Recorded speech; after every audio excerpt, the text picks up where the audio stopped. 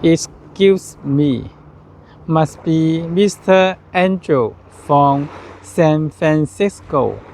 I am the sales manager of W&N Company. My name is Zhang Yu. Nice to meet you, Mr. Zhang. It's kind of you to come and meet me at the airport. Nice to meet you too. Is this your first trip to Beijing?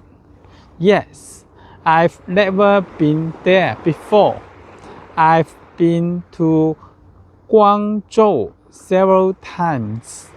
How was your flight? Very nice. I had a good time. I'm glad to hear that.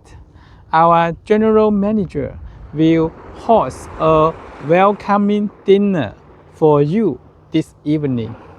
That's very nice of him. You are welcome. I will pick you up at the lobby at 5 p.m. Alright, see you then. 想学更多吗？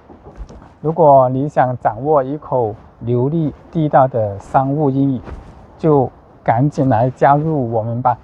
现在我和尼克朗·卡特为你准备了24堂神奇的英语课，让你在2个月之内掌握一口流利地道的商务英语，助你在商业道路上一步一步的成功。耶！